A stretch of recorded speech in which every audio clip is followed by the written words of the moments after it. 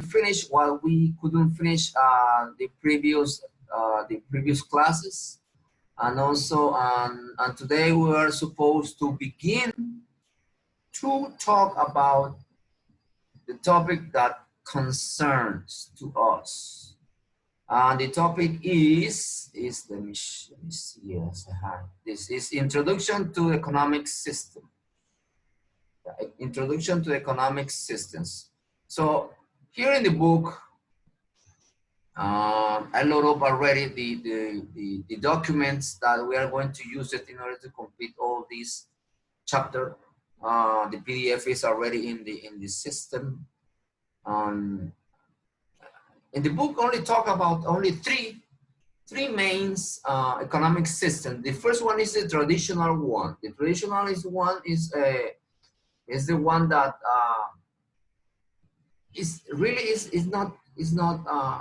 doesn't exist anymore. Only in specific places like if you enter into an Amazon area, then you find these Indians who only have this kind of system that only produce what they need, and that's it. And also, if you go, there are some tribes in Africa. Also, they use this kind of economic system, and also maybe in Australia, the Aborigine. Okay, so this is the first one. I don't know why they mentioned, but anyway, it doesn't exist anymore, only in these areas. Now, the second one is the command or plan system, and that is about is the same that countries like Russia, like Cuba, like I think nowadays is in Venezuela, in North Korea, in Vietnam also. These countries, they are communism. So in this kind of system, the government is the one who decides what to produce, how to produce, and to whom to produce. Okay, so the government is the one who is in charge of all these economics movement or decisions. And the third one is a mixed economy. It's a mixed economy. It's a free market. They call it free market, but really it's a mixed economy. Why? Because there's a fourth one. There's a fourth one. There is a free economy, and in the free economy, it really also it doesn't exist, because in this kind of systems, it says that only the producers and the consumers are the ones who are involved, but that doesn't exist. Always the government needs to be involved, even in United States, in Canada, in Germany, and these kind of countries. The government needs to be involved in order to keep balance in the systems. Okay, so a pure economic system, pure free market doesn't really exist. Okay, so in these videos, I'm going to talk about, or they're going to talk about and explain it with some examples about these three. Maybe in some of them there are four kind of type of economic systems. Before to go to that, before to enter in that area, I brought you a couple of videos that talks about this very important person in economic, whose name is Adam Smith. He's the father of the modern economics. Okay, father of them. And he wrote a very important book called The Wealth of Nations. In that book says why some countries are rich and why other countries are poor. And they explain it through different principles that we developed during those years. So I'm gonna play this short video for your knowledge, specific for your knowledge. And then you will know some information about this very important character in the economics, okay? Hi, I'm James Otteson, Professor of Economics at Wake Forest University. This video, part of a Fraser Institute series on the key ideas of Adam Smith, based on my book, The Essential Adam Smith, provides a quick snapshot of Smith's life and work. Who was Adam Smith? Born in 1723 in Kirkcaldy, Scotland, Smith is widely recognized as the founding father of economics. At an early age in Scotland, Smith learned Latin, mathematics, history, and writing. And at 14, he entered the University of Glasgow to study moral philosophy before beginning postgraduate studies at the University of Oxford in England. Disenchanted with the quality of instruction, however, Smith left Oxford in 1746. He worked for a time as a public lecturer before returning to the University of Glasgow as a professor, where he eventually became the head of moral philosophy. His lectures laid the foundation for his first published book, The Theory of Moral Sentiments, which elevated Smith's reputation both in Britain and Europe. After 12 years in Glasgow, he resigned his professorship and toured Europe as a tutor for a young British aristocrat. He met many intellectuals, including Voltaire and the economist Francois Quesnay of the French Physiocrats, who argued for fewer trade barriers and freer economies with less government regulation and lower taxes. His time in France was particularly important. While Smith had already developed his own similar ideas, the Physiocrats likely helped shape his economic views. When Smith returned to Kirkcaldy in 1766, he was already a key figure of the Scottish Enlightenment, a period of great intellectual accomplishment. Smith devoted the next 10 years to write his most renowned work, The Wealth of Nations, which explored why some countries prosper while others languish in poverty. Published in 1776, it was an instant success, selling out its first edition in just 6 months, and it remains one of the most important and influential scholarly writings of the last millennium. In the days before he died, Smith asked his friends to burn his unpublished manuscripts, all 16 volumes, which likely explored the history of literature, philosophy, poetry, law, and government. As such, except for some essays and lectures, we are left only with his 2 published books, which together comprise a towering achievement in the history of Western thought.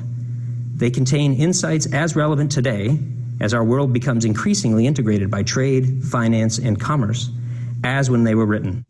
To learn more about Adam Smith, visit essentialadamsmith.org. Okay, let's watch this video that talks about that invisible hand that he mentioned in this book.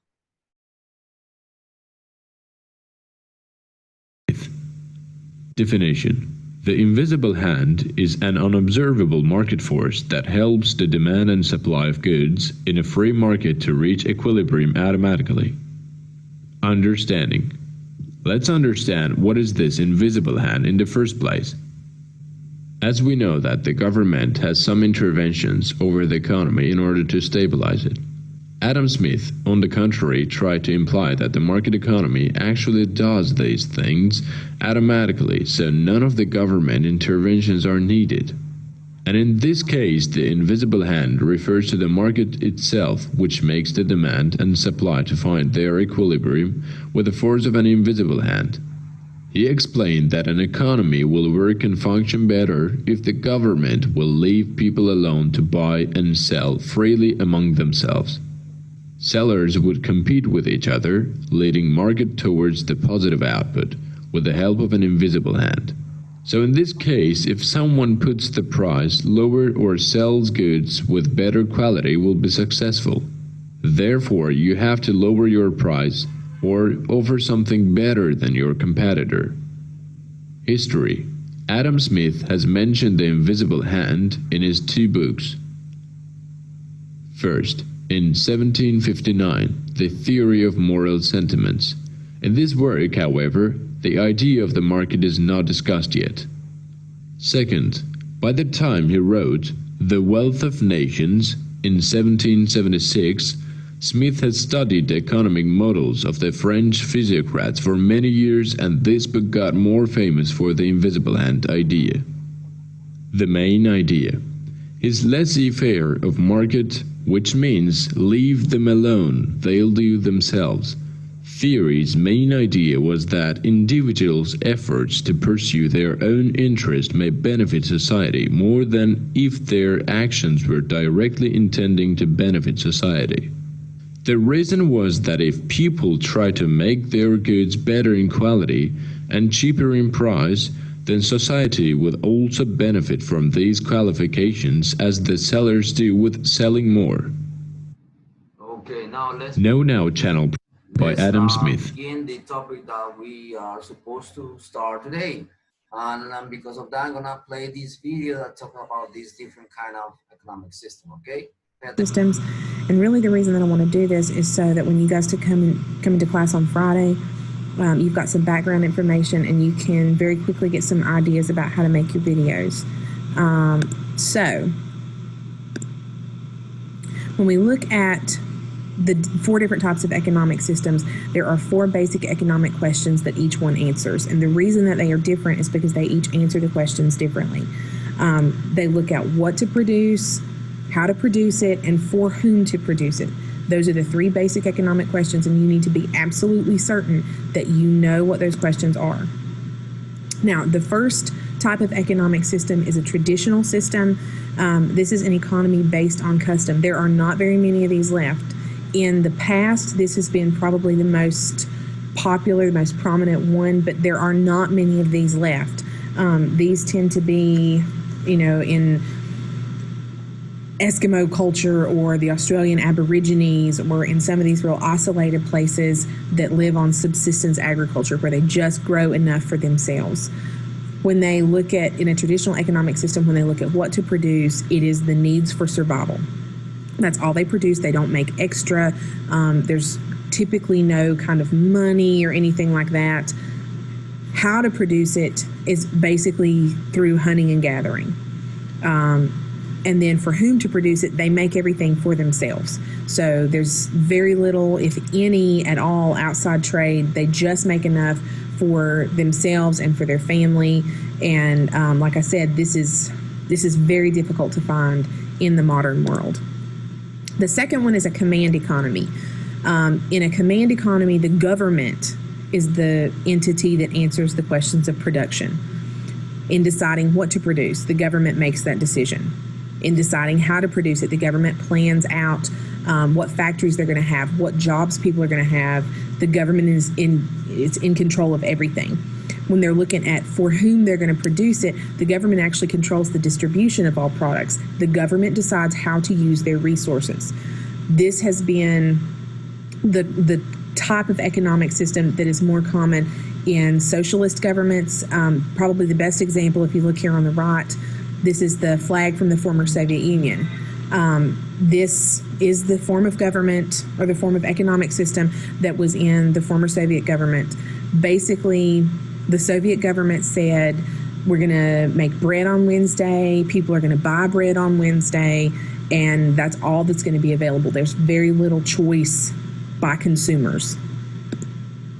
The third kind is a market economy. This one is also, a pure market economy is also pretty rare, because in a pure market economy, literally the people or the consumers are the only ones who answer the questions of production. So when you're looking at what to produce, it is completely and totally up to consumers. When you look at how to produce it, businesses are the ones who choose what they're going to produce, and then if consumers don't buy it, the businesses go out of business. For whom to produce these goods, it's based on consumers' income. If they can afford it, they can buy it. With a pure market economy, individuals are the ones that are in control. There is no government regulation whatsoever, which means that absolutely nothing would be illegal. If there is a market for it, then people can buy it. There's no government regulation over anything that is produced. There's no government regulation over business, so there are no protections for consumers whatsoever in a pure market economy. The fourth kind is a mixed economy. This is what most countries around the world are. In a mixed economy, consumers and businesses sort of in conjunction with each other make those decisions about the economic questions, but there is some government control. Businesses and consumers decide what to produce, but the government sets up regulations to protect consumers from bad products, from products that are unsafe, from businesses taking advantage of them, that kind of thing. When you look at how to produce it, the government sets safety standards. They don't allow, in the United States, things like child labor. There have to be certain work standards in factories and things like that, or the government will step in and fine the companies or shut them down. When you look at who the goods are produced for, It's based on consumers' income, but there's also some government assistance for people who can't afford certain services. There is, with a mixed economy, like I said, there is some government regulation, but it's mostly for the protection of consumers. Now, when you guys come into class on Friday, I'm going to split you up into groups, and you're going to have to come up with an idea for a video. Oh, really? I'm not going to do that. Okay, guys, let's watch the other one. Nearly every society in the world faces the same fundamental problem: how to distribute limited resources to people in a way that will be fair and effective. This is what is called scarcity, and different societies approach this problem in different ways. There are 4 essential types of economic systems. The traditional economy is based on culture and rituals and is focused on the community as a whole. Everyone pitches in and benefits from everyone else's efforts. Small societies focused on subsistence farming and hunting are considered traditional economies. An example would be a traditional Inuit village in North America. A command economy relies on the government to make all economic decisions, including allocating and distributing resources and regulating prices and wages. A modern example of a command economy would be North Korea. A market economy is driven by consumers whose decisions determine how the industries and financial markets will operate. Individuals choose how their resources are used, what goods to make, what services to provide, and what jobs to take. In a pure market economy, there is no government involvement. Because of this, there are no true pure market economies. Most societies today have mixed economies, which utilize limited government involvement while also applying free market concepts. One example would be the United States. However, nearly all other countries are some form of mixed economy as well. Each is unique and faces the challenge of finding proper balance between consumer choices and government control.